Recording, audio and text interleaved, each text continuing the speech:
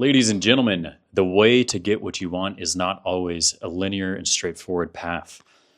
Why am I saying this? Because I'm currently doing some sales outreach, something that I thought I would never get back into ever again in my life. After I left my previous tech job, I said I would never do sales again. God forbid that practice. But now here I am doing it again, and it is actually pretty gall darn incredible. And I forgot about how much joy you have when you do sales or you do this type of outreach. And the type of sales that I'm doing right now is brand negotiation and brand outreach on behalf of some of the top YouTubers in the world, some of the top travel YouTubers in the world. And very often, what ends up getting the door open is something that is not the standard way of doing business.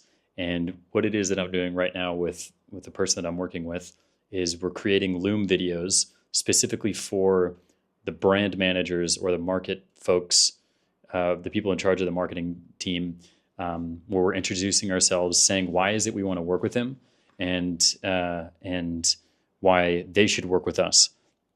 And it is more high effort, and we just got done recording like 6 or 7 of them. They take about a minute and a half, but the return rate is typically higher whenever I've gone through this route of trying to land a deal. And really, this is meant to just say, as like an example, is if you are blocked somewhere in business, or if you're blocked somewhere on trying to get contact with someone that you think would transform your life, then think of other ways that are extraordinarily outside of the box that would get their attention and get you to be able to have this initial conversation with them. Another example that comes to mind is back when I was in my previous sales company, there was a hotel that I was really trying to work with. There was a hotel business that I really wanted to work with on the platform, and they were engaging initially, but then they ended up going completely cold, and they stopped answering my emails. I knew that we had a really cool product and that they could be working well with us, but they ultimately ghosted me and stopped responding. So what I did is I went to the social media profile, the Facebook social media profile. What am I, a fucking grandpa? What is that? I don't think I've ever said that. But anyways, I went to the Facebook profile of the guy who I was speaking with, and just about everything was private except for a post from ancient times, 2007. And I saw in that post this guy was a Cardinals fan.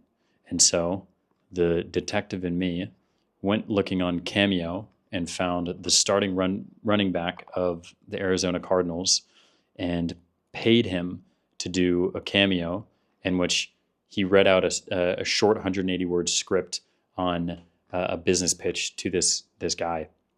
And then I ended up responding to that hotel manager or hotel director, and said, hey, Chase Edmonds, which was the name of the starting running back at the time, has a message for you.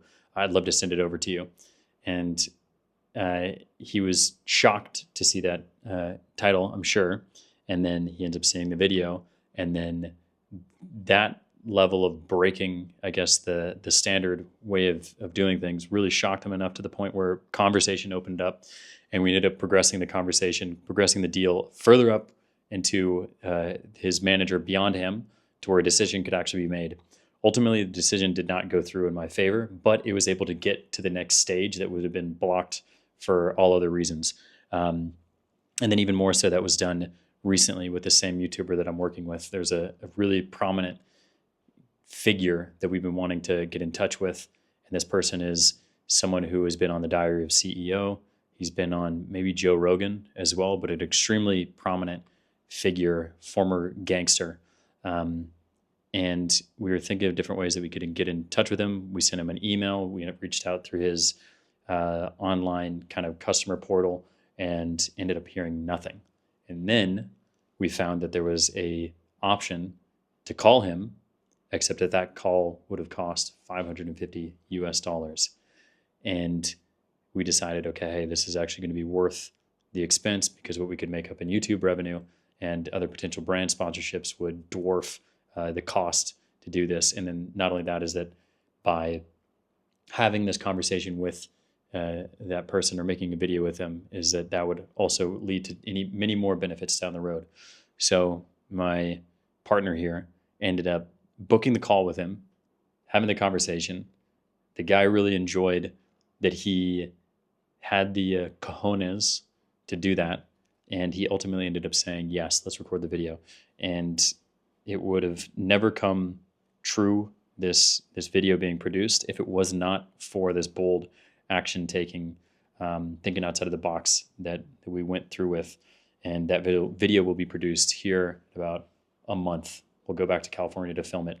But all of this just to say is that sales and outreaching with people, creating a project, making business happen is all doable, but it is nothing typical to what it is that you've learned in a textbook, or it's nothing typical to what you've learned in university. Everything is sporadic and non-predictive.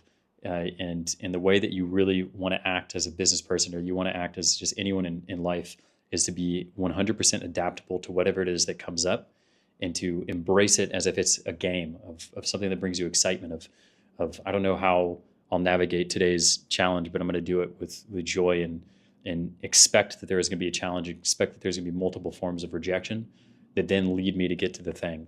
And that those points of rejection are there not as deterrents, not as reasons for why you shouldn't do it, but they're there as the thing that you must overcome. And so I think if you switch your mind around those rejection points or reasons why people tell you no, and you look at them as hills that you must overcome and walk over, then it becomes much easier to get to the thing that you want to do, because ultimately what ends up being the biggest source of dissatisfaction is missing the expectation of what we thought we would get versus what reality actually is. So if you can just change your mindset to know that getting shit done will come with inevitable things, and that it's not always straightforward and easy, but you can always maintain a positive attitude and stay excited and fun and playful, then you can make anything you want happen. And then always invite curiosity, invite wonder. Ask yourself, what is the craziest thing that I could do? What is the most bold thing that I could do to go get in touch with that person? Who is the most impressive or bold person that I could reach out to that would really transform my life? And another way of thinking about who that thing or what that thing or who that person is when you mention that, does it bring you a little bit of an excitement or fear? Like, are you intimidated by the idea of actually going and sitting down with that person? If the answer is yes, you're going in the right direction, because that is indicative of where you can go for growth. So, ladies and gentlemen, just a quick yap in between these little sales briefs, but having a good time over here.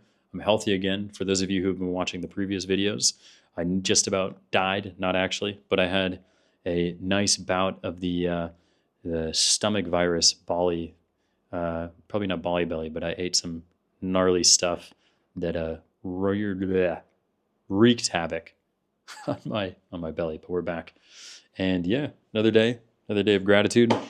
Still writing in the journal, still having a good time. And folks, I hope you have a beautiful, wonderful day. See you guys.